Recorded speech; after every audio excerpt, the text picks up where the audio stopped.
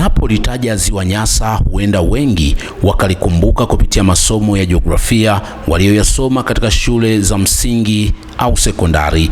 Lakini kwa wananchi wa kata za tarafa ya Mwambao wilayani Ludewa mkoani Njombe, Ziwa Nyasa ndiyo msingi wa maisha yao ya kila siku. Hawawezi kwenda popote bila kutumia ziwa, huku shughuli kubwa ya kiuchumi ikiwa ni uvuvi.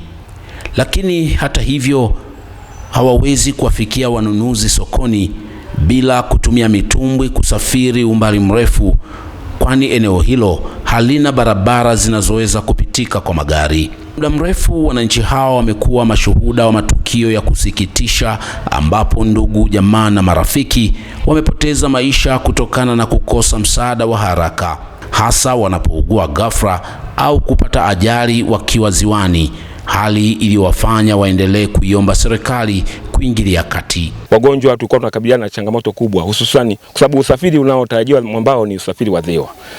Inafikia pahala ziwa likichafuka, tunao wagonjwa ambao wanatakiwa watoke kituo cha afya waende kwenye hospitali ya wilaya, inashindikana, na hatimaye wengine huwa wanatufia kutokana na kukosa usafiri. Zamani ilikuwa ni shida sana. Utakuta mtu anatoka kituo fulani anakuja kwa usafiri ambao ni mtumbwi unaparazwa, anafika sehemu anaelemewa mpaka anapoteza maisha. Lakini hapa nina imani kabisa akina mama wengi tutapata usalama kwa sababu inakwenda kasi, inakupeleka kwenye kituo kwa wakati mwafaka. Hatua ya serikali kujenga boti ya mwendo kasi inatokana na kuguswa na kilio hicho cha wananchi, kama anavyoeleza kaimu mkurugenzi wa halmashauri ya wilaya ya Ludewa.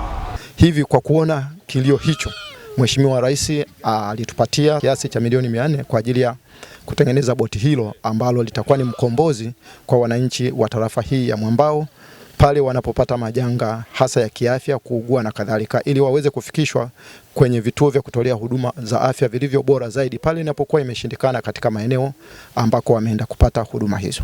Katika kuhakikisha mradi wa ujenzi wa boti ya mwendokasi unatekelezwa kwa viwango vinavyotakiwa, mwenyekiti wa halmashauri ya wilaya ya Ludewa Wise Mgina akiongozana na kamati ya fedha, uongozi na uchumi wakaelekea kujionea kwa macho maendeleo ya ujenzi wa boti hiyo. Tunamalizia ziara yetu kwa kwenda kuliona lile boti ambayo ni ambulance boti ambayo itasaidia kubeba wagonjwa Mwambao wa Ziwa Nyasa, kwa sababu ikumbuke kuwa hospitali ya wilaya ipo mbali sana.